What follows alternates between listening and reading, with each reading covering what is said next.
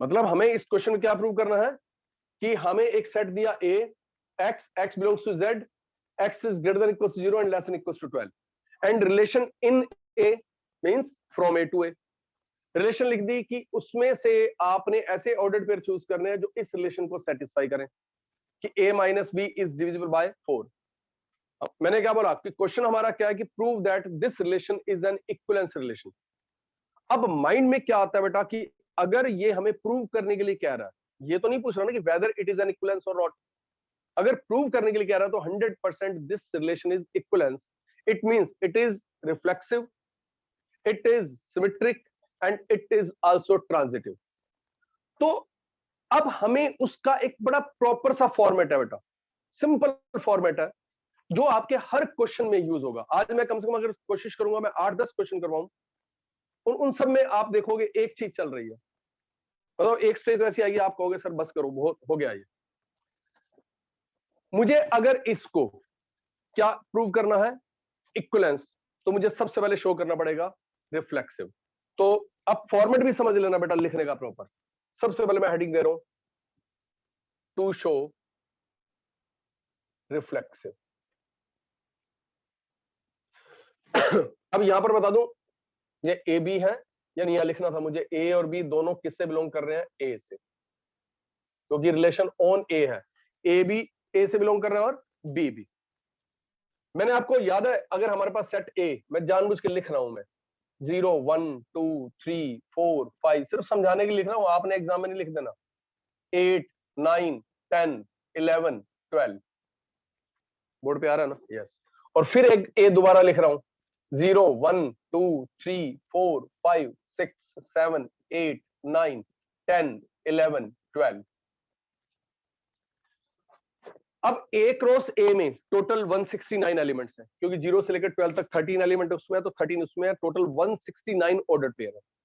अब उन ordered pair में से मुझे वो ऑर्डर्ड पेयर चूज करने हैं जो इस चीज को सेटिस्फाई करे। तो अब ये तो है नहीं कि मैं उन 169 पेयर में से ढूंढ ढूंढ के पहले इसकी रोस्टर फॉर्म लिखूंगा, नहीं, मुझे पता है ये है तो इक्विवेलेंस, इक्विवेलेंस और रिफ्लेक्सिव भी है। तो अब रिफ्लेक्सिव का कॉन्सेप्ट को आपको पता है कि ए के अंदर जितने भी एलिमेंट हैं ये सब के सब एलिमेंट अपने साथ सेल्फ पेयरिंग करके मेरे रिलेशन में होने चाहिए। मतलब 0,0 भी होना चाहिए, 1,1 भी होना चाहिए, 2,2 भी होना चाहिए। तो उसके लिए हम कैसे लिखेंगे, ध्यान से देख लेना क्लियरली, चाहे क्लियर हो ना हो। Clearly for all x belongs to a, आप स्मॉल ए भी लिख सकते हो, x comma x belongs to r, ये हमारी रिलेशन में आएगा, मैंने लिख दिया। अब कोई कहता है क्यों आएगा भाई, बताओ तो इसका रीजन। तो इसका रीजन हर बार आपने बेटा यहां लिखना है। अब इस रिलेशन पे आइए, देखो अगर मैं x कॉमा x लिख रहा हूं, ये बेसिकली क्या कह रहा है कि उन दोनों का डिफरेंस जो है वो डिविजिबल बाय 4 होना चाहिए। तो मैं लिखूं x मतलब हो गया 0, which is clearly divisible by 4। याद रख लेना, 0 हर एक नंबर से डिविजिबल होता है, तो 0 इज डिविजिबल बाय 4। तो देयरफॉर R इज रिफ्लेक्सिव। ये मेरा पहला पार्ट खत्म हो गया। मतलब मुझे मालूम है कि अगर मैं इसमें से, क्योंकि जैसे बहुत सारे ऑर्डर पेयर है ना, 0 0 0 1 0 2 0 3, मैं 0 0 ले लूं, 1 1 ले लूं, 2 2 ले लूं, दोनों का डिफरेंस हमेशा क्या होगा, 0। अगर सेम डबलेट एलिमेंट्स होंगे, डबलेट होगी, तो उनका डिफरेंस 0 आएगा। और हमें उन्हीं ऑर्डर पेयर को लिखना है जिनका एलिमेंट्स का जो डिफरेंस है वो 4 से डिविजिबल हो। तो अगर आप डबलेट लिखोगे तो उसका डिफरेंस हमेशा 0 आएगा, और वो हमेशा 0 से और 4 से क्या होता है, डिविजिबल होता है। तो उस चीज को मैंने इन जनरल लिख दिया, ये नहीं कि मैंने सारे एलिमेंट लिए हैं, मैंने उसको बता दिया कि clearly for all x belongs to A, x comma x जरूर हमारी r का मतलब रिलेशन से बिलोंग करेगा।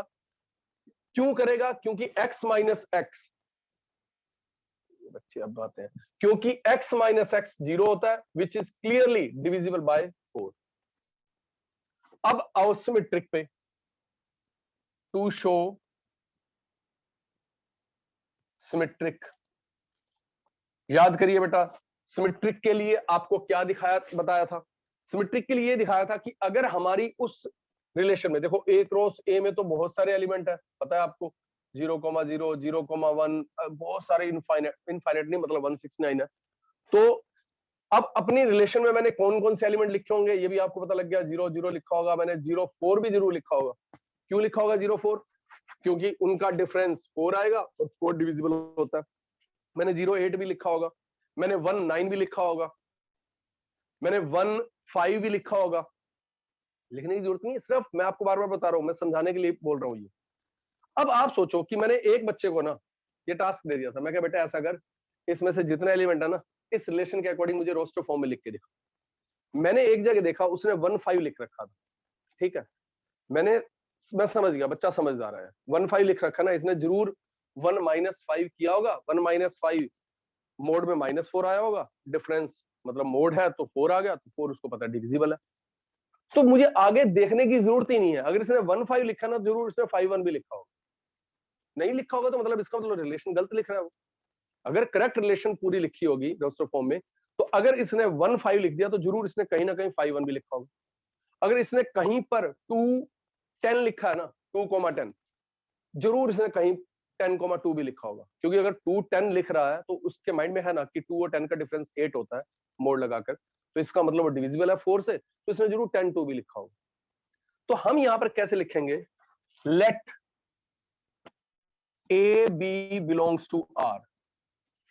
अब आप सोचो बच्चों ध्यान से, अगर A B belongs to R है तो 100% दैट एम्प्लॉइज, जो मेरा ए माइनस बी होगा ना वो जरूर 4 अल्फा होगा, where alpha belongs to natural number. ये लाइन का मतलब समझो कि अगर ए बी बिलोंग कर रहा है तो जरूर उनका डिफरेंस 4 का मल्टीपल ही होगा। डिफरेंस चाहे जैसे मैंने अभी 2,10 बोला 8 आया, मैंने 1,5 बोला 4 आया, सिंपल सी बात है। अगर वो डिफरेंस मल्टीपल 4 का होगा तभी तो 4 से डिविजिबल होगा। अब यहां पर बड़ी मजे की बात है बेटा, मैथमेटिक्स ना स्टैंडर्ड के अकॉर्डिंग चेंज भी होता है। अब देखो यहां मैंने जानबूझ के मैंने कहा अभी तुम्हें थोड़ा कंफ्यूज नहीं करता हूं, बाद में इस पे जाएंगे कि अब हम 12th में आ गए हैं, हमें थोड़ा आगे समझना है। वहां लिखा था a minus B is multiple of 4, right? और आप किसी मतलब ये नहीं कि मैं ही कह रहा हूं, किसी बुक में कहीं भी पढ़ लो। अब वहां पर यहाँ x minus x is 0 which is a multiple of 4। बहुत डिस्कशन हुई थी इसके ऊपर, आज की बात बता रहा हूँ बेटा, आज से मैं 10-15-20 साल पहले की बात बता रहा हूँ।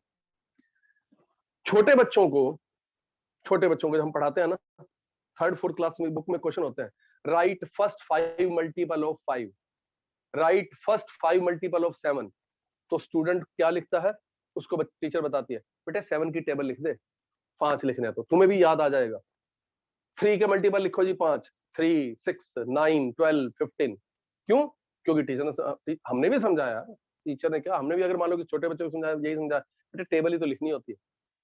लेकिन कभी कभी आप देखो ना कुछ बुक्स जो आजकल की बड़ी मॉडर्न बुक्स आ गई तो उनको 3 जीरोज अभी जरूर बताते हैं। मैथमेटिक्स एक, मैंने हमेशा बात करता हूँ, प्रोग्रेसिव सब्जेक्ट है बेटा, बहुत चेंजेस आते हैं। हमने हमेशा 10-90 डिग्री की वैल्यूज को पढ़ा था इन्फिनिटी, लेकिन आज की डेट में उसको क्या पढ़ा जाता है आपको पता है? Not defined. नॉट डिफाइंड और इन्फिनिटी में बहुत डिफरेंस है। हम 12th में भी इंटीग्रेशन करेंगे, उसमें एक पार्शियल फ्रैक्शन है, उससे हम इंटीग्रेशन करते हैं। जो हमने मेथड सीखा था उसको गलत प्रूव कर दिया गया कि जो पढ़ा था हमने वो गलत पढ़ा था, लेकिन उसके लिए नया मेथड आ गया। लेकिन आज भी हर टीचर उसी मेथड से वैल्यू निकलवाता है, लेकिन उसको जैसे ना बताऊंगा आपको, रफ में करवा देता है, वैल्यूज बड़ी जल्दी निकल आती हैं और वहां आप सिर्फ इंग्लिश लिख देते हैं ऑन कंपेयरिंग कोएफिशिएंट्स। बहुत सारी चीजें ऐसी हैं, बहुत सारी चीजें ऐसी हैं। जैसे अगर आपको याद हो, आप अपने पेरेंट्स से भी पूछोगे ना, कहीं पर 280 मान लीजिए 9 है कहीं पर, या 288 है, कोई कहता है इसको 3 से डिवाइड करिए। हमारे आपके पेरेंट्स ने, मैंने, मेरे पेरेंट्स ने भी डिवीजन कहां सीखी? 3 9 जा 27, 3 6 जा 18, इधर लिखते थे क्वेश्चन को। लेकिन बाद में कह दिया कि ये रॉन्ग कॉन्सेप्ट है, इधर नहीं होता, इसको कहां लिखना होता है? यहाँ पर। यहाँ पर भी अगर मैं 9 6 यहाँ लिख रहा हूं ना, ये भी गलत है। 9 6 कहां लिखना होता है? यहाँ पर। वही कहेगा सर जगह से क्या फर्क पड़ता है, इधर उधर लिख दिया। आपको मालूम है ना वो बॉक्स वाली कॉपीज लगती हैं। इसका कॉन्सेप्ट है, ये फालतू की चीज नहीं है। हम 288 का मतलब है मेरे पास 288 रुपए हैं, 288 रुपये, और मुझे उनको 3 में डिवाइड करना है। तो ये यूनिट प्लेस है, ये 100 टेंस प्लेस है, ये 100 प्लेस है। मतलब मेरे पास 2 100 के नोट हैं, 8 10 के नोट हैं, और 8 1 रुपए के नोट हैं। मुझे उनको 3 बंदों में बांटना है। अब 2 100 के नोट को तो बांट ही नहीं सकता मैं, इक्वल डिस्ट्रीब्यूशन, डिवीजन का मतलब। तो हम बच्चों को समझाते हैं बेटा हमने क्या किया, ये जो 200 था इसको पहले 20 टेंस में कन्वर्ट किया, 10 के नोट ले लिए, 20 नोट आ गए, 8 नोट ये थे, टोटल हमारे पास हो गए 28 नोट्स। अब 28 सबको बराबर बांटने के लिए हमने सबको 9 नोट्स दे दिए, 27, एक बच गया। अब एक के भी क्या किए, 1 रुपया कर लिया, 10 कॉइन हो गए, और 8 कॉइन ये थे, 18 कॉइन। अब तीनों बांट रहे हैं तो ये 6 आ गए। लेकिन इसको कौन मानता है, कहीं भी लिख दो यार, आंसर तो 96 से आना ना। लेकिन ये कॉन्सेप्ट एक्चुअल कॉन्सेप्ट है। मैथमेटिक्स बहुत प्रोग्रेसिव सब्जेक्ट है। मैं अपना एक कई बार स्टेटस भी डालता हूं, जो पुराने बच्चे देखते होंगे, जो हमने पढ़ा अगर आज भी हम वही चीज डिलीवर बच्चों को कर रहे हैं तो हम उनके साथ धोखा कर रहे हैं। हमें अपने आप को अपडेटेड चेंज, जो हमने सीखा, हमने तो मैंने आपको बताया कि यूनिट, एरिया की यूनिट, एरिया क्या होता है, लेंथ दी हुई है 5 मीटर, ब्रेड्थ दी हुई है 2 मीटर, और एरिया क्या लिखते हैं, आज भी बुक्स भी लिखती है मीटर स्क्वायर। ये मीटर स्क्वायर तो कोई यूनिट ही नहीं होती है, स्क्वायर मीटर यूनिट होती है। This is metre square. वो तो क्या कर दिया उन्होंने, मैंने बताया ना, जैसे मीटर, मीटर तो उन्होंने कहा जी भाई फॉर्मूला होता है लेंथ इंटू ब्रेड्थ, तो 5 मीटर इंटू में 2 मीटर, तो मीटर और मीटर के ऊपर इन्होंने क्या लगा दी, लॉ ऑफ एक्सपोनेंट लगा दी। भाई ये मीटर है, मीटर की पावर 1, ये भी मीटर है, मीटर की पावर 1, तो मीटर की पावर 2 होगी। अरे वर्ड्स के ऊपर थोड़ा लॉ ऑफ एक्सपोनेंट लगते हैं, नंबर्स के ऊपर लगते हैं, तो उस कॉन्सेप्ट। लेकिन अब वही चीज है, बहुत वर्कशॉप होती हैं, हमने पढ़, हमें बता दिया, एक्सपर्ट आए उन्होंने बता दिया, मैंने ली टीचर्स की वर्कशॉप, मैंने उनको बता दिया प्राइमरी टीचर्स को कि ऐसा चेंज करो।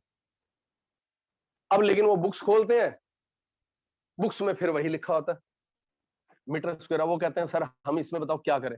बच्चा तो बुक्स, मतलब हमारे सिस्टम को चेंज होने में बहुत टाइम लगेंगे, कितनी बुक्स दोबारा लिखनी पड़ेंगी, सब कुछ करना पड़ेगा, लेकिन वही चीज है। लेकिन टीचर का काम होता है कि कम से कम अपने बच्चों को वो चीज सही सिखाता रहे। बुक्स, अगर बुक्स को ही पढ़कर सबने कुछ करना होता फिर बात ही क्या थी। अब मैं आपको बताता हूँ, बेसिकली बेटा अगर आप कभी गूगल भी सर्च करो कि मल्टीपल्स जो होते हैं ना, हमने सिर्फ आज तक, जब देखो लेवल के अकॉर्डिंग बात होती है, 10th क्लास के बच्चे को आपको याद है कि आपने 11th में भी क्वाड्रेटिक इक्वेशन करी। 10th क्लास का बच्चा जब क्वाड्रेटिक सोल्व करता है, हम उससे पूछते हैं बेटा इसके रूट्स बता, वो डी निकालता है। अगर डी नेगेटिव आ जाता है 10th क्लास का बच्चा, तो वो क्या कहता है, it has no roots. Books में लिखा होता है, लेकिन अगर याद हो तो हम बच्चों को फिर भी हर टीचर बताता है इसको लिखना, it has no real roots. लेकिन 10th वाले बच्चे को क्या पता होता है रियल के अलावा भी क्या होता है। देखिए हर टीचर तो नहीं बताता, बेटे इमेजिनरी नंबर भी होते, नंबर सिस्टम बताते, समझाए। अब बच्चा कहता है 10th तक तो हमने तो हमेशा पढ़े ही रियल, हमारा कहता है नो। तो इसलिए 10th की बुक तो ये भी कहती है, आप सिंपली बच्चों को कह दो इट हैज नो रूट्स, क्योंकि उस समय वो बात कहां तक की कर रहा है, रियल रूट्स की। तो इसलिए उसको बताओ यही कि इट हैज नो रूट्स। लेकिन जैसे 11th में आता है, 11th में फिर वही एक्सरसाइज, और जैसे डी निकालता है, हर क्वेश्चन में डी निकलता ही क्या, नेगेटिव। अब डी नेगेटिव निकलता तो वो बच्चे को, अगर जिस टीचर ने 10th में ये सिखाया होगा बेटा it has no real roots, तो इसके रूट्स वैसे होते हैं इमेजिनरी, अब वो 11th में बताए जाएंगे, तो कम से कम उस बच्चे के माइंड में वो चीज तो रहेगी। लेकिन एनसीईआरटी तक लिखती है इट हैज नो रूट्स। अगर आपको याद हो 10th क्लास में एक क्वेश्चन होता है बड़ा इंपॉर्टेंट सा, पॉलिनोमियल दिया होता है x square plus 4, prove that it has no zeros. और मैंने भी आपको बताया ये इट हैज नो जीरोस। कोई स्पेशली बड़ा स्ट्रेस देते थे, बेटा 10th क्लास में क्वेश्चन आता है कि क्वाड्रेटिक पॉलिनोमियल हैज, पहला part exactly 2 zeros, at least 2 zeros, at most 2 zeros, none of the above. तो बच्चों को बताते बेटे एट मोस्ट 2 जीरोस। क्यों, किसी क्वाड्रेटिक पॉलिनोमियल का, जैसे इसका एक भी जीरो नहीं है। अगर मैं यहां लिख दूं x square plus 6x plus 9, इसका एक ही जीरो है, खाली -3 डालकर जीरो आएगा। और अगर मैं लिख दूं x² + 6x + 8, तो मैं कहूंगा इसके दो जीरोज हैं, बेटा -2 डालो -4 डालो। तो बच्चों को हम समझाते हैं, बेटा देखो इसका एक भी जीरो नहीं है, इसका एक है, इसके दो है, तो इसका मतलब हम आंसर क्या देंगे, it has eight most 2 zero. लेकिन अगर बिल्कुल कॉन्सेप्चुअल देखा जाए तो ये टोटल रॉन्ग कॉन्सेप्ट है। लेकिन उस समय ये लगता है कि बच्चों को ये बताना शुरू कर दूं, नहीं बेटा, हर क्वाड्रेटिक पॉलिनोमियल के दो जीरोज होते हैं एग्जैक्टली। इसके दोनों के दोनों जीरोज जो है वो क्या है, इमेजिनरी है। अब तुम 12th में तुम सोच सकते हो, अगर मैं यहां पर 2 आयोटा डाल दूं तो 2 आयोटा का whole square 4 iota square -4 + 4 zero आ रहा है, -2 आयोटा डाल दूं तब भी है। इसके दोनों के दोनों जीरो जो है वो इमेजिनरी है। इसके भी दो जीरोज हैं, दोनों 3 हैं। क्योंकि जब हम बच्चे से एक क्वेश्चन पूछते हैं ना 10th क्लास के, हाउ मेनी जीरोज, एक्चुअली हम उससे क्वेश्चन क्या पूछ रहे हैं, how many distinct and real zeros. लेकिन वो वर्ड साथ में अटैच करते ही नहीं, क्योंकि हमें पता है कि हम बच्चे से पूछ ही रियल रहे हैं, सिलेबस में है इसके रियल ही। लेकिन याद रखना, हम जब कभी भी किसी पॉलिनोमियल के जीरोज पूछते हैं तो वो क्या पूछते हैं, how many real and distinct. तब इसका आंसर 1 है, इसका आंसर 2 है, इसका 0 है। अदरवाइज हाउ मेनी जीरोज अगर आप पूछते हो तो इसका मतलब आपने तो नहीं कहा रियल जीरोज, लेकिन हम 10th क्लास के बच्चे के लिए अपने आप ही लेके चलते हैं कि हम बच्चे से पूछ ही रहे हैं। तो बहुत सारी चीजें ऐसी होती हैं कि जो हमें कनेक्ट खुद करनी पड़ती हैं। कल ही मेरे से 10th क्लास के बच्चे ने पूछा, सर एक बात बताओ, सर इसका तो एक ही जीरो आना चाहिए। मैंने कहा क्यों? कहता क्योंकि सर हमारी मैडम ने भी बताया, बुक में भी लिखा हुआ है कि जितने पॉइंट पर ये इंटरसेक्ट करती है। तो सर यहां तो इंटरसेक्ट नहीं कर रही, यहां तो टच कर रही है। अब बात तो देखो उसकी सही है। अब इसका मतलब उस डेफिनेशन को हमें चेंज करना पड़ेगा कि इफ अ लाइन इंटरसेक्ट और touch x axis, number of points at which एक कर्व टच और intersect are its real zeros. अब तुम सोचो x² + 4 का मैं ग्राफ बनाऊं तो वो यूं चला जाएगा बेटा ऐसे, ये तो कहीं नहीं कट कर रहा। लेकिन इसके दो जीरोज होते हैं इमेजिनरी, और उनको अब समझाओ कि बेटा जहां ये बम्प लेता ना, जैसे अगर आप x² + 6x + 9 का ग्राफ बनाओगे ना, मैं आपको बता दूं बेटा, वो 1 2 3 ऐसे जाता है -3 से, ऐसे इसका ग्राफ पैराबोला। तो उनको समझाओ या तो कि बेटा जहां पर ये बम्प लेता है ना, बल्कि वहां पर रिपीटेड रूट्स होते हैं, रिपीटेड जीरोज होते हैं। तो बहुत सारी चीजें ऐसी हैं जो मैथ्स में, अब आप सोचो मैंने क्यों नहीं अब अपनी बात पे आते हैं, मल्टीपल लिखा, मल्टीपल लिखते ही जैसे ही जीरो आता और मैं यहां लिख देता which is a multiple of 4, चलो मैं आगे बढ़ जाता। लेकिन हो सकता है क्लास में 2-4 बच्चे सोच रहे हो, यार जीरो मल्टीपल होता है 4 का, हमें तो आज तक ना बताया। हमेशा जब भी कहते थे राइट 5 फर्स्ट 5 मल्टीपल 4 8 12, तो जीरो तो मल्टीपल होता नहीं है। तो बेटा याद रखना, zero is also multiple of 4। Negative में भी है। ये जो हम बात करते हैं ना छोटी क्लास में, तो मतलब हम ये मान के चलते कि हम उनसे पॉजिटिव मल्टीपल्स की बात करते हैं, मतलब वो वर्ड स्किप कर दिया गया हमने, बस उससे जैसे फर्स्ट 5 मल्टीपल मतलब फर्स्ट 5 पॉजिटिव मल्टीपल, क्योंकि उसको हम नेगेटिव, छोटी क्लास के 3rd 4th 5th को नेगेटिव का क्या पता होता है, ठीक है आपको भी जीरो का पता होता है, लेकिन हम उसको हमेशा पॉजिटिव मल्टीपल की बात करें, zero is neither positive nor negative पता है। अब उसको उस समय ये चीज समझानी शुरू कर दो, वो मैथ्स पहले ही सोच ले कि 5th में भी अगर ऑप्शन आ गई ना छोड़ दूंगा, तो हम नहीं चाहते कि उस समय छोड़ दे वो। तो हम इजी लेवल को लेकर आगे बढ़ते हैं, लेकिन अब तुम हायर मैथ्स पढ़ने लग रहे हो, और जब आप ग्रेजुएशन लेवल पे जाओगे तो पता नहीं और क्या चीज पढ़ोगे, कोई चीजें ऐसी देखोगे जो पुरानी बातें सीखी उसको कॉन्ट्राडिक्ट कर रही हैं, लेकिन उसको तुम कनेक्ट इजिली कर लोगे। तो यहां पर एक याद रखना, अब अपने माइंड में एक चीज बिठा लेना कि zero is also multiple of 2, zero her number का मल्टीपल होता है। तो हम कई बार क्या कहते हैं कि कोई भी नंबर डिविजिबल कब होता है, जब वो कट के एग्जैक्टली होल नंबर आए। अब ये सोच लेना, कोई कहता है होल नंबर या इंटीजर, मैं कहूंगा इंटीजर आए। -4 क्या 4 से डिविजिबल नहीं है? यस। क्या -8 4 से डिविजिबल नहीं है? यस। लेकिन आज तक हमने पढ़ा है कोई भी नंबर डिविजिबल होता है। अच्छा हम फैक्टर की बात करते हैं, अब देखो कितनी चीजें चेंज हो जाएंगी मैथ्स में, मतलब बड़ा इंटरेस्ट आएगा आपको, ध्यान सुनना। हम कहते हैं सेट के चैप्टर में 11th में आपको होगा right all the factors of 6, 1 2 3 6। क्यों? क्योंकि 1 भी 6 को डिवाइड कर रहा है, 2 भी कर रहा है, तो फिर तो -1 भी करेगा, फिर -2 भी करेगा, तो -2 से करो -3 आएगा, तो डिविजिबल है भाई। और ये भी समझाया जाता है, हम ही समझाते हैं बेटे। जैसे मान ले 4 के मल्टीपल है, 4 के मल्टीपल क्या है? उसने कहा जी 8। 4 क्या कहलाता है? फैक्टर 8 का। तो इसका मतलब 4 उसका क्या होगा? डिवाइजर। मतलब अगर 16 जो है 4 का मल्टीपल है, तो 4 उसका क्या होगा? फैक्टर होगा। तो अब तो ये बात ही आ गई कि 0 जो है वो 4 का मल्टीपल है, तो इसका 4 उसका क्या हुआ? फैक्टर हुआ। तो अब आपको लगेगा यार फैक्टर लिखना, फिर तो हम मल्टीपल्स लिखते हैं, तो 0 के फैक्टर, कोई कहता है 0 के फैक्टर, भैया 0 के फैक्टर क्या है? हम कहते हैं 0 तो हर एक नंबर से डिवाइड हो जाता है, तो सारे ही उसके क्या है? फैक्टर है। तो 0 हर एक नंबर का क्या है? मल्टीपल है। लेकिन आज तक हमें क्या सिखाया गया? फैक्टर लिखने हैं तो पॉजिटिव, क्योंकि वहां ना हम कुछ वर्ड स्किप करते हैं, उस लेवल स्टैंडर्ड तक की बात करते हैं। तो अब अपने माइंड में ज्यादा मैथमेटिक्स के अंदर डेप्थ में नहीं जाता हूं, सिर्फ ये बता दूं कि जब भी मल्टीपल की बात आएगी, 0 is also a multiple of every number, because 0 is divisible bye every number. 0 किसी को खुद डिवाइजर नहीं हो सकता, बट डिविडेंड तो हो सकता है। 0 डिवाइडेड बाय 4 0, ठीक है। तो अगर मैंने चेंज वर्ड किया था, लेकिन अगर मल्टीपल भी है तो तब भी आप यही कहोगे which is clearly multiple of 4।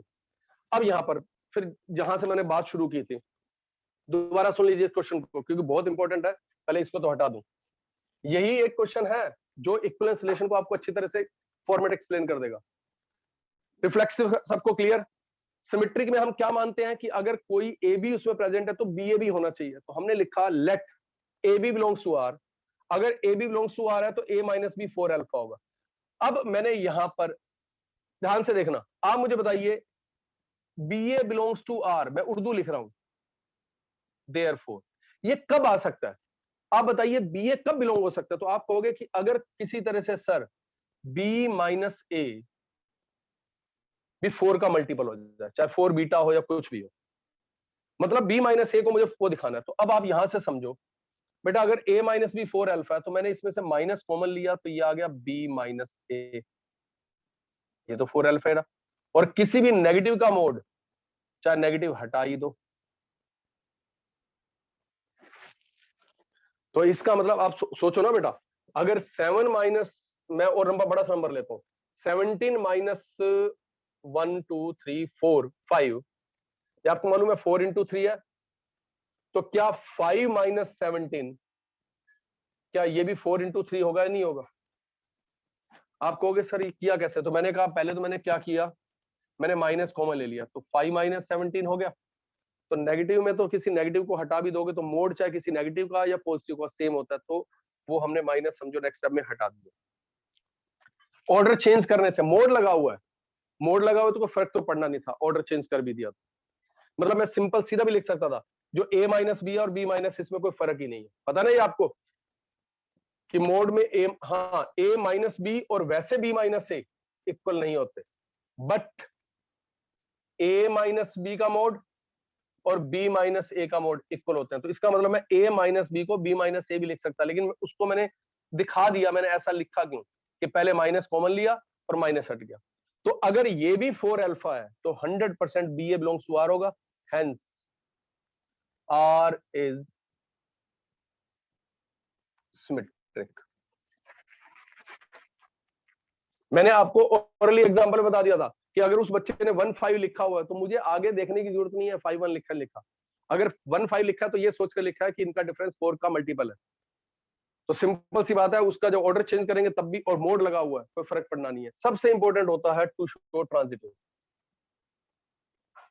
इसको ध्यान से देखिएगा। अब ट्रांजिटिव में मैंने आपको क्या समझाया था कि कम से कम 2 ऑर्डर्ड पेयर ऐसे होने चाहिए, let A B belongs to R and B C belongs to R. मान लीजिए 2 ऑर्डर्ड पेयर उससे बिलोंग कर रहे हैं, और मैं प्रूव क्या करना चाहता हूं कब होगा ट्रांजिटिव। आप कहोगे सर अगर ये प्रूव कर दो कि ए सी बिलोंग्स टू आर, अगर ये आ जाए ना तो काम हो जाएगा। तो आप लिखोगे हेंस आर इज ट्रांजिटिव, तो therefore R is an equivalence relation. ये हमारा सर क्वेश्चन खत्म हो जाएगा। लेकिन अब आती है बात, यहां तक कैसे पहुंचूं। मैं देखो उर्दू की बात करता हूं, AC बिलोंग्स टू आर तभी आ सकता है किसी तरह से A माइनस C जो है ना, ये 4 अल्फा बीटा गामा कुछ भी हो। अब आप बताओ, अब वापिस ऊपर आओ। अगर मैंने क्या बोला, मैंने एक स्टूडेंट को टास्क दिया था बेटे सारे लिख दे, उसने AB उसमें लिख रखा है, तो मैं समझ गया अगर इसने AB लिख रखा है तो that employees A minus B जो होगा वो जरूर 4 अल्फा होगा। एंड B माइनस C जो है वो 4 बीटा होगा। अब उसको 4 अल्फा मत लिख देना, तो जरूरी नहीं है कि जो पहला वाला ऑर्डर पेयर है अगर वो 4 7 जाए तो दूसरे वाले ऑर्डर पेयर का डिफरेंस भी 4 7 जाए होगा, कुछ भी हो सकता है। समझ रहे हो ना ये चीज को, कई बच्चे इसको ही नहीं समझते। मतलब अगर मान लीजिए उसके अंदर एक, मैं लिख भी देता हूँ ऑर्डर पेयर, मान लो उसके अंदर एक 1 5 था और 5 5 13 था। देखो 1 5 4 1 जा है, लेकिन 5 13 4 2 जा है, क्योंकि 8 आ रहा है या नहीं है। तो इसका मतलब अब 113 भी जरूर बिलोंग करेगा ही करेगा। कोई क्या ऐसा कैसे, मैंने कहा यहां तो तू ओरली देख भी सकता है कितना आ रहा है डिफरेंस, 12 3 जा। तो यहां पर देखो on adding, on adding A minus B plus B minus C is equals to में 4 ब्रैकेट में अल्फा प्लस बीटा। तुम कनेक्ट भी कर लोगे, ये 4 1 जा था, ये 4 2 जा था, और ये 100% 4 3 जा आ रहा है, यानी कि उन दोनों के सम से। तो इसको मैंने क्या लिख दिया, गामा। यहां से बी से तो बी कट गया, यहां ब्रैकेट में बता भी देना कि where gamma belongs to natural number, क्योंकि यहां पर क्या है, जो अल्फा बीटा है ये भी नेचुरल नंबर है। सिंपल सी बात है, अगर ये नेचुरल है तो इनका सम भी तो कोई नेचुरल होगा। तो ये एक फॉर्मेट है। सबसे पहले रिफ्लेक्सिव के लिए हमें दिखाना होता है सभी एक्स के लिए, लेकिन सिमेट्रिक के लिए हमें पहले एक ऑर्डर पे एज्यूम करना पड़ता है, उसके अकॉर्डिंग जो रिलेशन है वो लिखते हैं, फिर उसका ऑर्डर चेंज कर देते हैं। यहां पर ट्रांजिटिव में अलग अलग काम होते हैं, किसी क्वेश्चन में ऐड भी करना पड़ता है, किसी क्वेश्चन में मल्टीप्लाई करना पड़ता है। ये दोनों बहुत आसान है, इसको कई बार क्वेश्चन में हमें चेंज करना पड़ता है। तो अब आप ये समझिए, मैं एक क्वेश्चन और कराऊंगा, पहले आप इसको नोट करिए, फिर मैं 3 4 5 क्वेश्चन मैंने कहा ना मैं लूंगा, तो आपको ये पूरे चीजें क्लियर हो जाएंगी कि किस तरह से फॉर्मेट को लिखना है। इसको अपने हाथ से फटाफट एक बार नोट कर लो।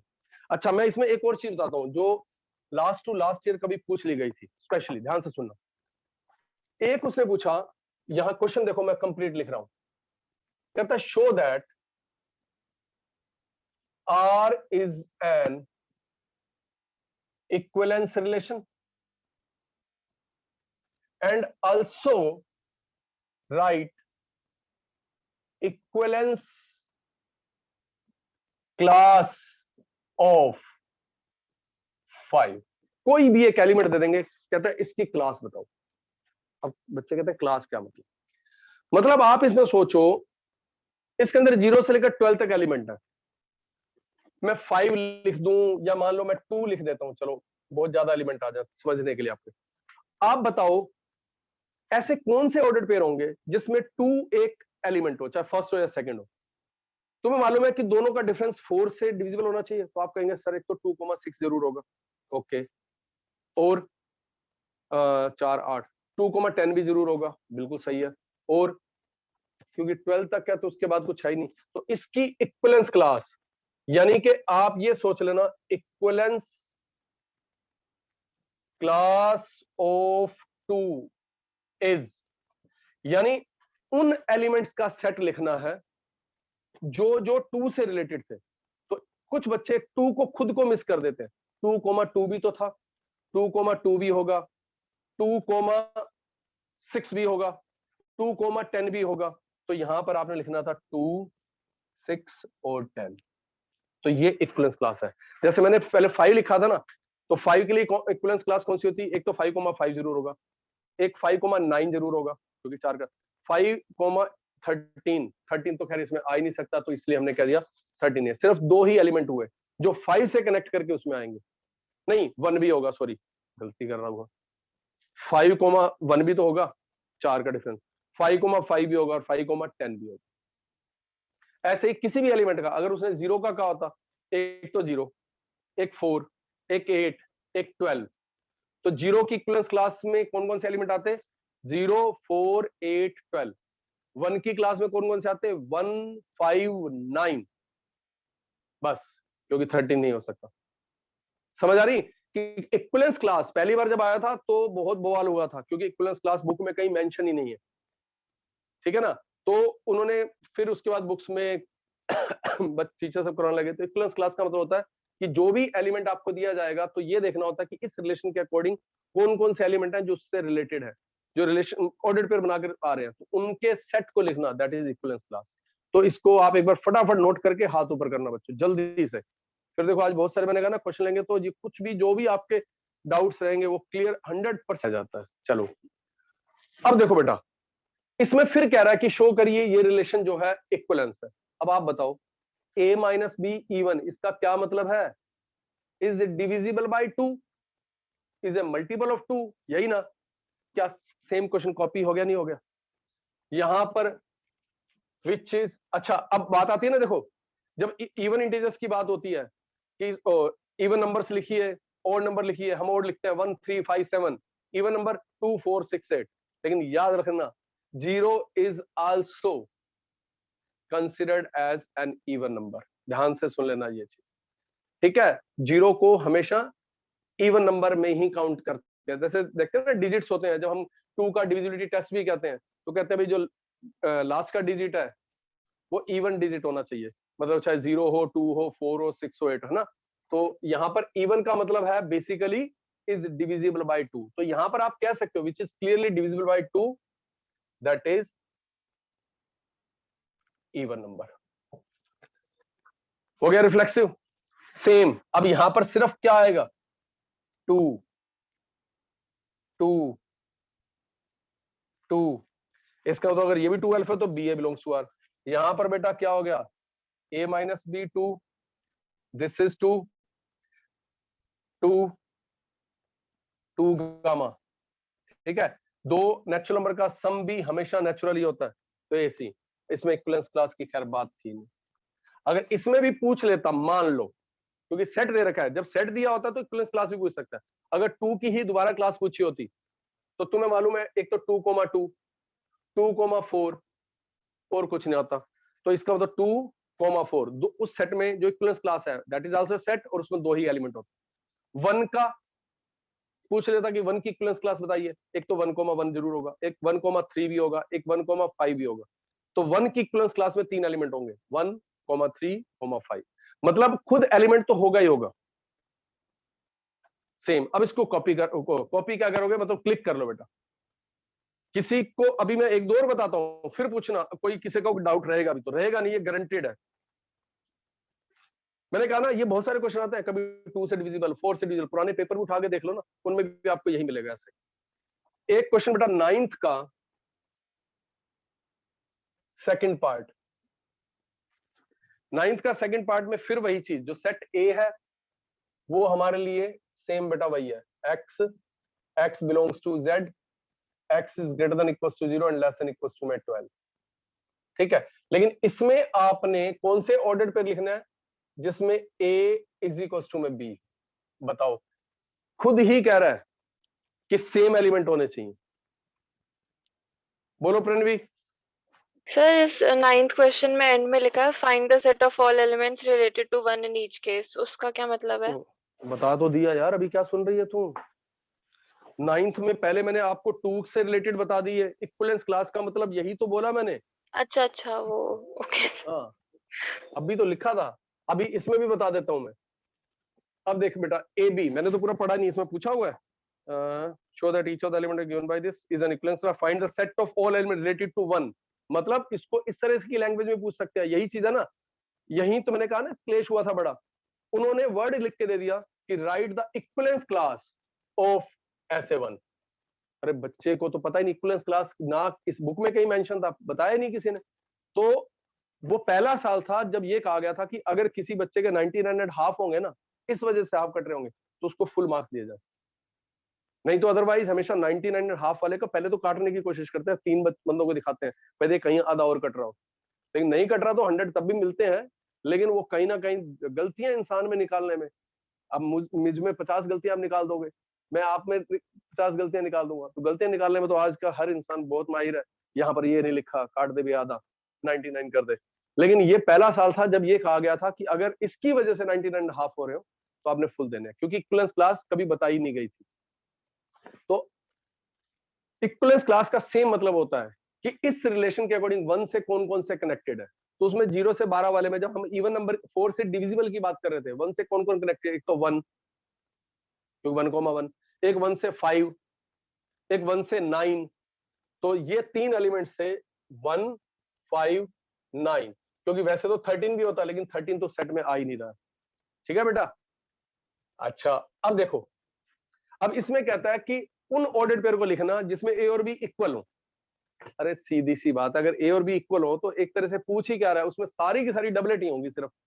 तो यहां तो मैं सीधी सी बात कहूंगा एक्स। अब देखो इसका रीजन देखो, बड़ा अच्छा समझदार। उसने कहा जी clearly for all x belongs to A, इस सेट से जितने भी एक्स बिलोंग कर रहे हैं X comma X belongs to R होगा। कहता क्यों होगा, कहता अब ये रिलेशन हमारी क्या कह रही थी कि जो फर्स्ट एलिमेंट और सेकंड एलिमेंट इक्वल होने चाहिए, है ना। तो इसका मतलब बिकॉज एक्स जो है वो एक्स के इक्वल तो होगा ही होगा, ठीक है, इसलिए आर क्या हो गया, रिफ्लेक्सिव हो गया। अब सिमेट्री का देखो, ये कितना छोटा सा हो गया। कहता जी ए बी बिलोंग कर रहा है, ए बी बिलोंग कर रहा है तो दैट एम्प्लॉय जरूर ए जो है वो बी के इक्वल होगा। भाई अगर ए बी बिलोंग कर रहा है तो जरूर ए और बी इक्वल होंगे। ऑर्डर चेंज कर दो, सिमेट्रिक बड़ा आसान सा है।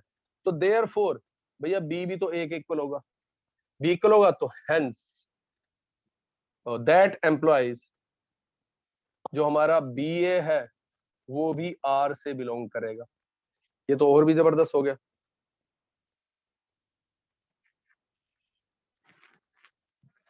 कैसे, कहता ये ए बी बिलोंग कर रहा, तो मैंने कहा that implies A equals to B, this is first. B C belong कर रहा तो that implies B equals to C, this is second.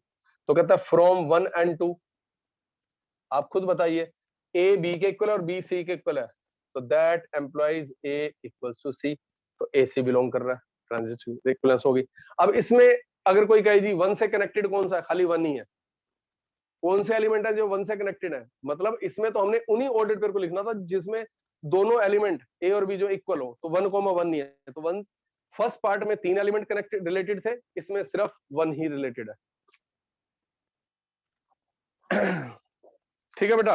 अच्छा मैं अभी देखता हूँ इसमें इस बुक में तो और कोई ढंग का क्वेश्चन है भी नहीं रिलेशन का। एग्जांपल्स में देखें कोई है तो नहीं। यस, ये देखो एक एग्जांपल 5 भी आप देख सकते हो बेटा, पेज नंबर 3 पर। ये क्लिक करना, कर लो इतना।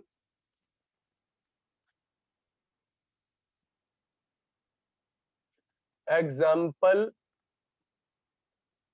5 पेज 3 पर। ये तो मैंने पीछे रब कर दिया, वही का वही क्वेश्चन है सेम। इवन का मतलब वही है कि 2 डिवाइड्स a माइनस बी। ठीक है। अब देखो इन्होंने तो बड़े एक पैराग्राफ सा बनाकर आंसर दिया हो, मतलब इस तरह मत देना, थोड़ी सी प्रेजेंटेशन अच्छी सी होनी चाहिए। R is reflexive as A divides A minus A. उसमें हमें सिर्फ क्या लिखना है, यहाँ पर लिखा है जी 2 डिवाइड्स ए माइनस बी। ठीक है। और सेट दे रखा है कोई, सेट जेड। अब इसमें ए नहीं है, रिलेशन है ही क्या, R in Z means from Z to Z, मतलब इंटीजर्स के ऑर्डर पेयर है। अब देखो पहला मेरे पास आता रिफ्लेक्सिव, तो मैं क्या लिखता, clearly for all x belongs to Z, जो एक्स कोमा एक्स होगा वो आर से बिलोंग करेगा। कहता क्यों, या फिर भी रीजन लिखूंगा, बिकॉज एक्स माइनस एक्स का मतलब 0 and 2 divides and we know, चाहे जानते ना हो, एंड वी नो 2 डिवाइड्स 0। और याद रखना डिवाइड्स का मतलब एग्जैक्टली डिवाइड होता है। डिवाइड तो ऐसे मैं कहूँ जी 3 तो 7 को भी डिवाइड करता है, रिमाइंडर बचता है, क्या हुआ। जब हम कहते हैं ना डिवाइड्स, तो दैट इज वही मैंने क्या ना, मैथमेटिक्स में बहुत सारी चीजें होती हैं, पहले अंडरस्टूड मान के चलते हैं कि क्या 7 3 को 7 3 से डिवाइड हो जाएगा, वो कहता है हाँ जी हो जाएगा। मैं भी करके दिखा देता हूँ, 1 रिमाइंडर तो बचेगा, जो मैं कह रहा हूँ डिवाइड हो जाएगा, मतलब एग्जैक्टली डिविजिबल। ठीक है, अब कहता है शो सिमेट्रिक। मान लीजिए ए बी बिलोंग कर रहा है, अब ए बी बिलोंग कर रहा है तो आप देखो ध्यान से, अब सुनना बच्चे, अब आप कहोगे कि ए माइनस बी जरूर किसके इक्वल होगा, 2 अल्फा। यहां मैं अल्फा को नेचुरल नंबर नहीं कहूंगा, यहां मैं अल्फा को कहूंगा where alpha belongs to Z, क्योंकि मोड नहीं लगा हुआ, कुछ भी हो सकता है। जैसे मान लीजिए ए 7 हो और बी जो है वो 17 हो, तो 7 माइनस 17 माइनस 10, तो 2 माइनस 10 को डिवाइड करता है। देखो अब यहां पर फिर वही बात आ गई ना, मतलब आज तक हमने क्या पढ़ा, कोई भी एग्जैक्टली डिवाइड करना होता है पॉजिटिव इंटीजर बचना चाहिए, लेकिन अब यहां पर याद रखना, चाहे 0 हो चाहे नेगेटिव नंबर हो, इंटीजर होना चाहिए। ठीक है, यानी छोटी क्लास से तक 7th 8th 5th में जब मल्टीपल्स बताते हैं तो हम पॉजिटिव इंटीजर की बात करते हैं, लेकिन वो साथ में मेंशन नहीं करते थे। जैसा मैंने आपको क्या बोला, हम 10th में जब बात करते हैं इज इट हैव जीरो, हम कहते हैं no, X square plus 4 has no zero, मतलब नो रियल जीरो। अब यहां पर तो दैट एम्प्लॉइज, ध्यान से अब देखना बच्चे, यहां मैंने बी माइनस ए किया, तो आप कहोगे सर ये 2 इंटू में माइनस अल्फा हो गया, माइनस समझो उधर चला गया। तो अगर बेटा अल्फा जेड से बिलोंग कर रहा है तो इसका मतलब माइनस अल्फा भी तो जेड से बिलोंग करेगा। So here minus alpha also belongs to Z. समझ रहे हो, अगर अल्फा 7 है तो ये -7 है, अगर ये -7 है तो ये प्लस का 7 है, तो इसका मतलब बी ए भी बिलोंग करेगा, आर इज सिमेट्रिक। अब यहां पर आइए, so a minus B is equal to 2 alpha, बिल्कुल सेम हो गया, b minus C equal to 2 beta, बस सिर्फ डिफरेंस क्या लिखना है, alpha beta belongs to z, क्योंकि वहां मोड लगा हुआ था तो हमें पता था नेचुरल नंबर आना है। तो अब यहां पर क्या लिखा, ऑन एडिंग, ऑन एडिंग, जब ऐड किया तो a minus B plus B minus C is equal to 2 alpha plus beta, b से b कट गया तो a minus C is equal to 2 gamma, where gamma belongs to z, क्योंकि अगर दो integer है तो उनका सम भी क्या होगा, इंटीजर होगा। तो AC belongs to R, R is transitive, hence R is equivalence relation. उन्होंने एक पैराग्राफ सा बनाकर लिख दिया छोटा सा, कई बार बच्चों को तभी तो ऐसा लगता है ये पूरा टॉपिक ही ना थ्योरेटिकल है। अच्छा मैं आपको बता दूं, सिर्फ यही एक टॉपिक है बेटा, जो मैं बता रहा हूँ, जो मैं आपको असाइनमेंट दूंगा आप उसको देखना, इसको देखना ही मत। बच्चे इतना कंफ्यूज होते हैं, पता नहीं इसमें क्या क्या दिया हुआ है, लैंग्वेज कैसे लिखी हुई है, पूरा थ्योरेटिकल टॉपिक लग रहा है, कुछ भी नहीं है। अब इसने पैराग्राफ सा बना दिया, पता नहीं ऐसा लगता है जैसे कोई हम SST का कोई पढ़ रहे हैं। R is reflexive as 2 divides A minus A for all A belongs to Z. Further, if AB belongs to R, then 2 divides A minus B. Therefore, 2 divides B minus A. Hence, BA belongs to R, which show that R is symmetric. अरे simple सा, page ज्यादा ले लेते, ढंग से लिखते तो बच्चे को थोड़ा मजा भी आता है देखने में, उसको वैसे ही लगता है कि पूरा चैप्टर ही थ्योरेटिकल टाइप है। ठीक है, इसको भी एक बार आप क्लिक कर लीजिए, क्योंकि आप कम से कम अपनी नोटबुक पे जब नोट करोगे इस एग्जांपल को तो इस तरह से नोट कर,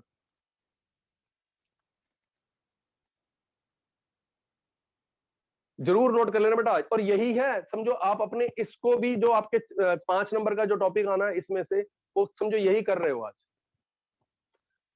अब देखो कुछ क्वेश्चन की बात करूं, कुछ क्वेश्चन तो ऐसे हैं, ये मैंने रब क्यों कर दिया यार, इसी में काम हो जाना था। चलो अब देखो ध्यान से सुनना। अब सबसे पहला, जब इनके हमने बात शुरू करी, इन्होंने एक एग्जाम्पल 2 से, बल्कि एग्जाम्पल 1 क्या है, हाँ ध्यान से सुनना बच्चों। एग्जाम्पल 1 लिखता है, let A B the set of all students of a boys school. ध्यान से सुनिएगा, ये क्वेश्चन जो है मैं आपको बता दूं, फिर वही बात समझ लीजिए, कुछ प्रॉब्लम, कुछ क्वेश्चन ऐसे होते हैं कि वो एग्जामिनेशन पॉइंट ऑफ व्यू से नहीं होते हैं, वो सिर्फ आपको कॉन्सेप्ट को क्लियर करने के लिए होते हैं। मैं जैसे कल ही एक बात कर रहा था, मैं शायद इसमें भी बात कर सकता हूं, let A B the set of all students in a boys school, right, show that relation R. अब आर कैसी रिलेशन है, आर ए बी, दोनों ए और बी जो है किससे बिलोंग कर रहे हैं, कहा गया एग्जांपल, हाँ, और कहते हैं A is a sister of B, A is sister of B. अब आप खुद सोचो बच्चे, मुझे बता दो इस वाली रिलेशन में कितने एलिमेंट्स आएंगे, कोई भी हाथ ऊपर करके बताए। बॉय स्कूल है और उसमें बोल बेटा। सर जब बॉय स्कूल है तो उसके अंदर एक भी लड़की होगी नहीं, तो सिस्टर कैसे? होगी नहीं, इसका मतलब ये क्या एम्प्टी रिलेशन होगी? So this relation is known as empty relation, right? यानी कोई भी ऐसी रिलेशन जिसमें एक भी एलिमेंट ना हो उसको हम क्या कहते हैं? Empty relation. अब मैं अपनी रिलेशन को थोड़ा चेंज कर रहा हूं। A and be having same sex. अब आप बताओ इस रिलेशन में कौन कौन से एलिमेंट आएंगे?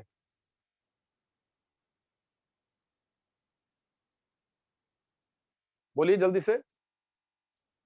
यानी जो हमारा ए सेट है, A set all the students in boys school, और यहां पर हम हैविंग सेम सेक्स का मतलब या तो दोनों मेल हो या दोनों फीमेल हो, ठीक है? तो आप मुझे बताइए इसमें कौन कौन से एलिमेंट आएंगे, कितने ऑर्डर्ड पेयर हमारी इस ए क्रॉस ए में से उठाकर।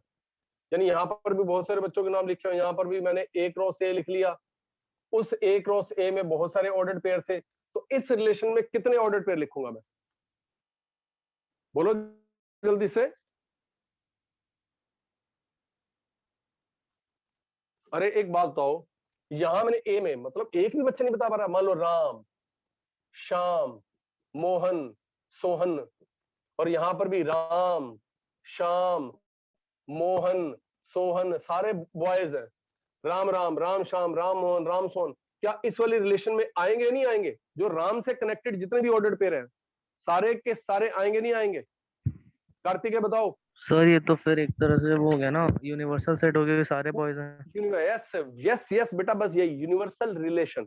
मतलब आप कहोगे सर यहां पर तो जो आर है ना पूरी ए क्रॉस ए के इक्वल ही हो जाएगी, तो ऐसी रिलेशन को क्या कहा जाता है? यूनिवर्सल रिलेशन, जिसमें ए क्रॉस ए के पूरे एलिमेंट आ जाएंगे। इससे पहले वाली में एक भी एलिमेंट नहीं आ रहा, that relation is called empty relation. तो अच्छा, बिगिनिंग में इन्होंने आपको टाइप्स ऑफ रिलेशन में यही समझा रहे हैं, एम्प्टी रिलेशन, यूनिवर्सल रिलेशन। तो कभी बेटा थोड़ा सा सब बच्चों को बता रहा हूं, थोड़ी मेहनत भी कर लिया करो। जब आपका ये टॉपिक शुरू हुआ था तो थोड़ा सा तो आप जाते यार टाइप्स ऑफ रिलेशन पे जाते हैं। पहले तो मैंने क्योंकि रिलेशन समझा भी दिया था, तो मैं देख रहा हूँ अभी definition first, relation R in a set is called empty relation, अगर कोई एलिमेंट ना हो। अगर पूरे ए क्रॉस ए आ जाए तो उसे हम यूनिवर्सल रिलेशन कहते हैं। मैंने उसी का एग्जांपल लिया था। ओके, फिर डेफिनेशन 3 में वो सारा ट्रांजिटिव रिफ्लेक्सिव का समझाया हुआ है। अब देखो ध्यान से, अब सुनिएगा। अब एग्जांपल 2 में कहता है let T be the set of all the triangles. मान लो एक टी सेट है। अब मैं आपसे पूछूंगा इस टी सेट में ना बहुत सारी ट्रायंगल है, मान लो T1 T2 ट्रायंगल। अगर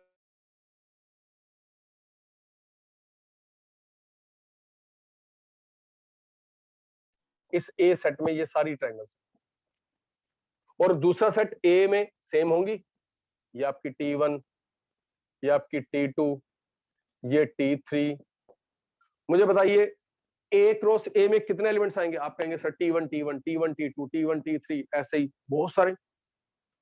अब मैं आपको कहूंगा बेटा आपने एक ऐसी रिलेशन लिखनी है, इस रिलेशन में आपने T1 T2 ऐसी ट्रायंगल्स का ऑर्डर पे लिखना है जो T1 और T2 क्या हो? आपस में कॉन्ग्रेंट हो, ठीक है? मतलब उन ट्रायंगल्स के ऑर्डर पेयर चूज करना है जो आपस में कॉन्ग्रेंट हो। तो आप मुझे बताइए सबसे पहले, क्या ये रिफ्लेक्सिव होगी? Is it reflexive? बोलो जल्दी से, कोई भी बच्चा बता दे यार, प्रणवी बता देगी। ये रिफ्लेक्सिव होगी बेटा? Yes sir. Yes sir. अब बिल्कुल हर ट्रायंगल अपने आप से तो कॉन्ग्रेंट होती है ना, तो हम सबसे पहले इसको लिखने का वेट मैंने रब कर दिया। पता है कैसे होगा? हम यहाँ क्या लिखेंगे? To show reflexive. ये वाले क्वेश्चन कभी आते नहीं है, लेकिन इस कॉन्सेप्ट को समझाने के लिए clearly for all T I belongs to A, मतलब एक्स की जगह मैंने टी आई लिख दिया। तुम खाली टी भी लिख सकते हो, तुम एक्स भी लिख सकते हो, ऐसा कोई जरूरी नहीं कि एक्स क्यों लिखे। हमने कहा for clearly for all T I belongs to A, जो T I comma T I जरूर हमारी आर से बिलोंग करेगी। क्यों? Because T I is congruent to T I, every triangle is congruent to itself. हर ट्रायंगल अपने आप पे कॉन्ग्रेंट होती है। तुम खाली टी भी लिख सकते हो, मतलब आई का पंगा नहीं लेना चाहते तो टी। अब आप बताओ क्या ये सिमेट्रिक होगी? अब पुण्य बताएगी। चलो पुण्य, सिमेट्रिक होगी ये? Sir yes. क्यों? हम लिखेंगे लेट, मान लीजिए भैया T1, T2 हमारी रिलेशन से बिलोंग कर रहा है, तो 100% दैट एम्प्लॉइज, अगर T1 T2 कर रहा है तो जरूर T1 T2 के ऊपर क्या होगी? कॉन्ग्रेंट होगी T2 के साथ। तो कॉन्ग्रेंट होगी तो दैट एम्प्लॉइज, आप ऑर्डर चेंज कर दीजिए, जो T2 है वो भी तो T1 के कॉन्ग्रेंट होगी, तो therefore T2, T1 also belongs to R. तो इसका मतलब ये क्या हो गया? सिमेट्रिक हो गया। अब बताओ ये ट्रांजिटिव होगी? आप कहेंगे यस, मैं ही बता देता हूं। आप कहोगे let sir T1, T2 belongs to R, T2, T3 belongs to R, और मुझे प्रूव करना है कि T1 T3 बिलोंग करता नहीं करता। तो मैं कहूंगा देखो, अगर T1 T2 बिलोंग कर रहा है तो दैट एम्प्लॉइज T1 T2 के कॉन्ग्रेंट है, आल्सो जो T2 है वो T3 के कॉन्ग्रेंट है। तो from 1 and 2 triangles congruent to same triangle, ये दोनों T2 के कॉन्ग्रेंट है, तो देयरफॉर T1 जो है वो T3 के भी कॉन्ग्रेंट होगा। सो T1 T3 belongs to R, so it is transitive। अब इन्होंने एक क्वेश्चन क्या लिया, मैं तुम्हें एक दो क्वेश्चंस की बात करता हूं। एक कहता है जी let A B the set of books in a library. ठीक है, let A B the set of books in a library. A relation in R, relation in R, उसमें ऑर्डर पेयर दे दिया एक्स वाई, एक्स और y क्या है? Books है। So number of pages in x and y are equal. मतलब आपने उन बुक्स के पेयर वहां लिखने हैं जिनके नंबर ऑफ पेजेस सेम हो। तो आप बताओ मुझे, मैं लिखूंगा क्लियरली फॉर ऑल टी, या बुक्स की जगह बी लिख दूं कि कोई भी बुक, बुक की जगह एक्स भी लिख सकता हूं, एक्स यहां पर बुक है, ए से बिलोंग कर रही है, तो 100% एक्स आर से बिलोंग करेगा। क्यों करेगा? अरे भाई जितने पेजेस एक्स में उतने पेजेस इसमें होंगे, तो मैं लिखूंगा number of pages in X is equal to number of pages in X. भाई जब सेम बुक है, मतलब अब अगर ऐसी इंग्लिश नहीं लिखा जाता तो इससे देख दो, two same book has equal number of pages. अगर बेटा जी बुक सेम है, एक मिनट, वो वीडियो वो हो गई थी,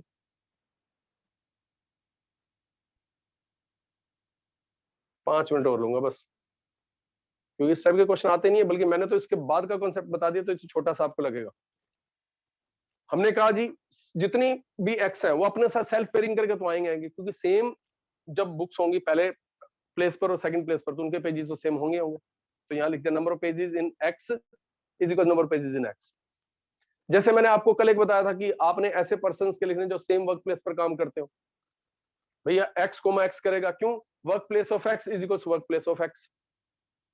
फिर मैंने कहा था क्या ये सिमेट्रिक है?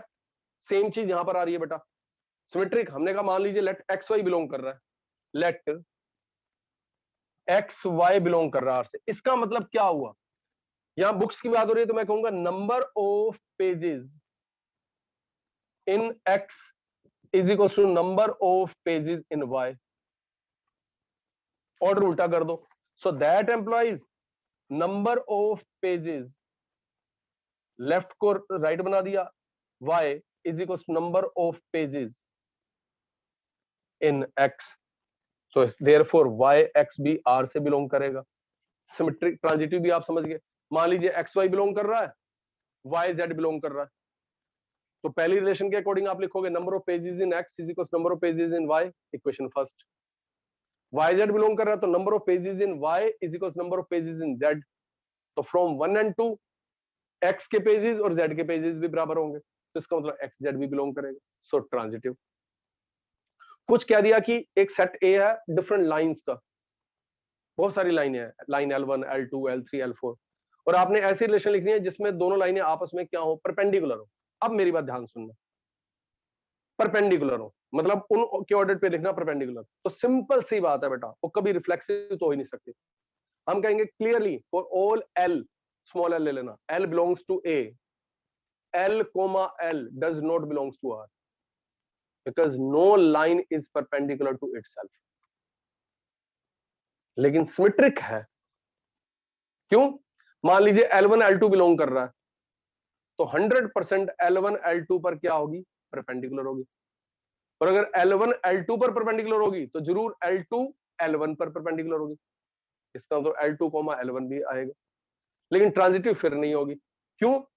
मान लीजिए L1 L2 बिलोंग कर रहा है तो आप समझ लीजिए L1 L2 पर क्या है?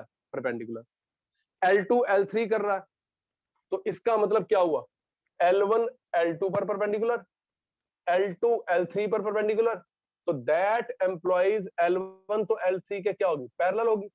इसका मतलब L1 L3 कभी भी बिलोंग नहीं करेगी, तो ये ट्रांजिटिव नहीं है। मतलब वो रिलेशन ना तो रिफ्लेक्सिव है ना ट्रांजिटिव बट सिमेट्रिक है। और यही रिलेशन अगर पैरेलल लाइंस के लिए होती कि भैया ऐसी लाइनों के पैर लिखो जो पैरेलल है, तो याद रख लेना बेटा वो रिफ्लेक्सिव भी होती, क्योंकि एवरी लाइन इज पैरेलल और जो कोइंसाइडेंट लाइंस होती हैं वो पैरेलल ही होती है। तो L1 अगर सेम ही लाइन है तो इसका मतलब कोइंसाइडेंट है, दैट मींस पैरेलल लाइन। फिर सिमेट्रिक भी होती कि अगर L1 L2 बिलोंग कर रहा है तो जरूर L1 L2 पर क्या होगा? पैरेलल होगा, तो इसका मतलब L2 L1 पर भी पैरेलल होगा। ट्रांजिटिव भी आप समझ गए। तो इस टाइप के इन्होंने बहुत सारे क्वेश्चन दे रखे हैं। मतलब ये ऐसे क्वेश्चन आज तक बोर्ड में नहीं आए हैं, लेकिन ये एक्चुअली इक्विवेलेंस रिलेशन का कॉन्सेप्ट समझाने के लिए यूज करते हैं कि भैया हमारे पास एक सेट ए है जिसमें डिफरेंट पॉलीगन्स हैं, P1 P2 P3 P4, और अब आपने अपने रिलेशन में उन पॉलीगन्स को लिखना है जिनकी नंबर ऑफ साइड्स इक्वल हो। तो मैं फिर स्मॉल p लेकर clearly for all p belongs to set a p belongs to r, क्योंकि in same polygons number of sides तो इक्वल होंगी होंगी।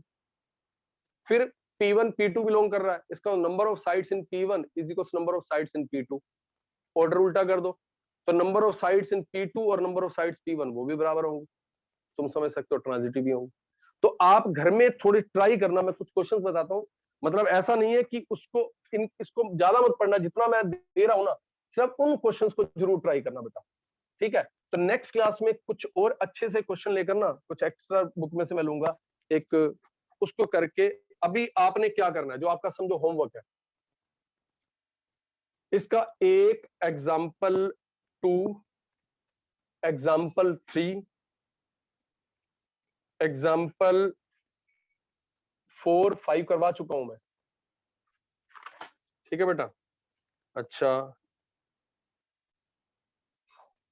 एग्जाम्पल 6 भी जरूर देखना। और एक्सरसाइज में बता दूं मैं आपको, एक्सरसाइज 1.1 में दोबारा चेक कर लेना बेटा, फर्स्ट क्वेश्चन कंप्लीट करिएगा। और ये तो मैं करवाऊंगा, एक बार आप जरूर ट्राई करना। 2 to 5 बड़े अच्छे क्वेश्चन है, वेरी इंपॉर्टेंट, ये जरूर ट्राई करना। आपसे नेक्स्ट क्लास में देखेंगे, पूछूंगा मैं, ठीक है? लेकिन आप जो कर सकते हो वो देखो, 1, 6, 7, 8, 9, 10 भी आप जरूर करिएगा। 11 जो अभी जिनको डिस्कस कर रहा हूँ, 12, 13, 14 आपको सारा ही बता दिया, 15, ठीक है? और 16th भी कर लेना। ये मतलब एक तरह से पूरी एक्सरसाइज है, एक बार ट्राई करना, ये सारे आप इजीली कर लोगे, मैं गारंटीड अभी बता रहा हूँ। इसको थोड़ा ढंग से करना, 1 मार्कर के लिए बेस्ट क्वेश्चन है, फॉर 1 और 2 मार्कर। ये आपका 3 या 5 मार्क में आता है, तो इस पर बेस्ड है। तो आप ट्राई करिएगा, नेक्स्ट क्लास में इस इक्विवेलेंस रिलेशन को खत्म कर दूंगा मैं, ठीक है? जो भी आपके डाउट्स होंगे वो भी लेंगे। क्लास मत स्किप किया करो बेटा जरूर, और जिसको स्किप करता है तो अपने आप, मैं कहीं को मैं खुद मैसेज भेजता हूँ, बेटा तेरे को मैं लेक्चर सेंड करूँ, तो खुद आपको मैंने बताया था कभी क्लास मिस होती है तो आप अपने आप मुझे अपने जीमेल आईडी के साथ भेजो कि सर मुझे लेक्चर सेंड कर दो, मैं इस वजह से मैं स्किप कर गया, मेरा नेटवर्क इशू था, या जो भी आप बहाना लगाना चाहते हो लगा सकते हो, कोई दिक्कत नहीं है, ठीक है?